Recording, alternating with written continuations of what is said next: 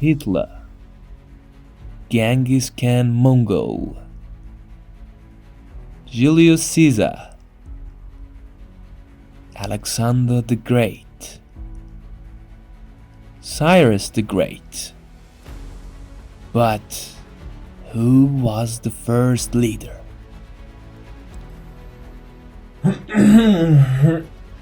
Back again.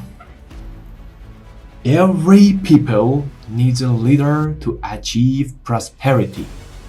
A revolutionary, one who rose from the ashes. Today, in this episode, we want to examine the life of Sargon, the leader of history, the first person who was able to conquer the four corners of the world. Prepare yourself and welcome back to Monsieur Time.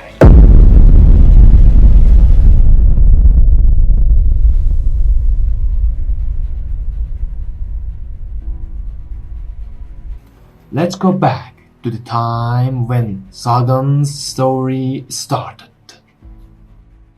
His mother could not reveal her pregnancy or keep the child, and so she placed him in a basket which she then set adrift on the Euphrates River.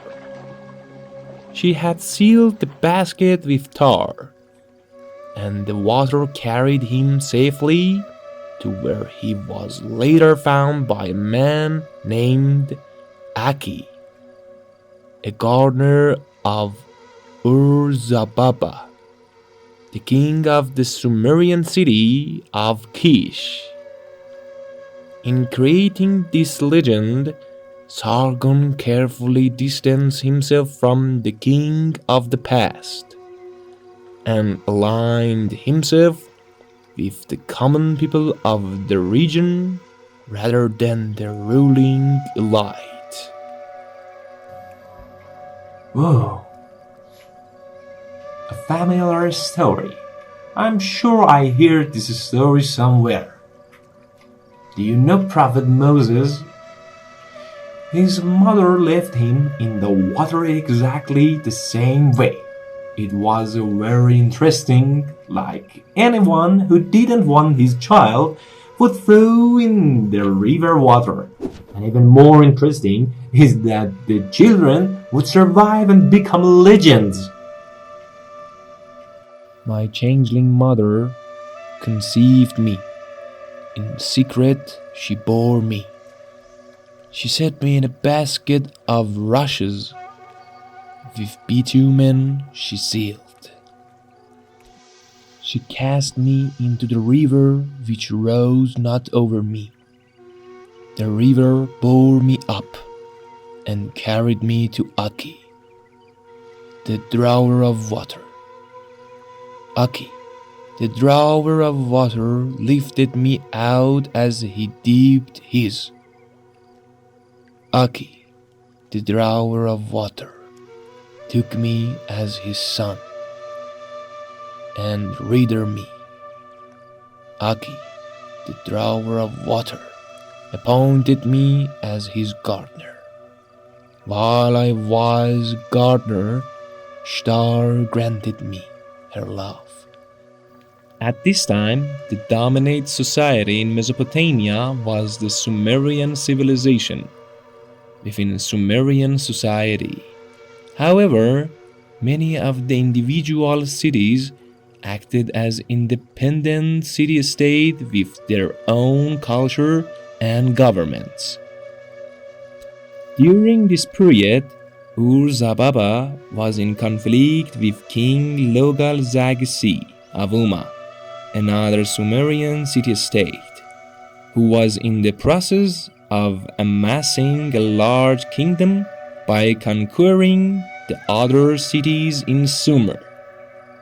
As a result, Sargon's role as a trusted advisor to the king in a time of war allowed him to accumulate power and influence that went far beyond what the ordinary son of a gardener would have.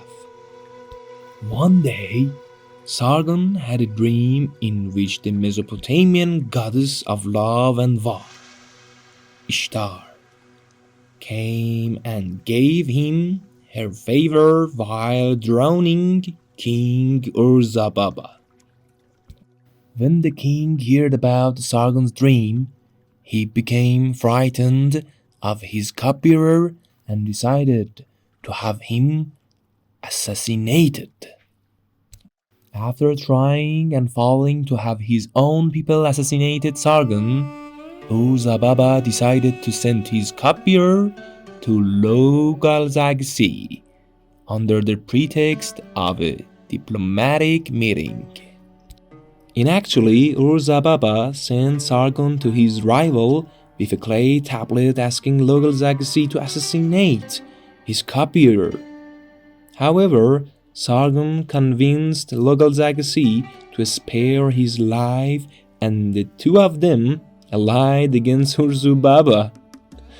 Using Logal-Zag-See's military might and Sargon's knowledge as a former advisor to Urzababa, the two of them were able to overthrow their mutual enemy and conquer the city of Kish.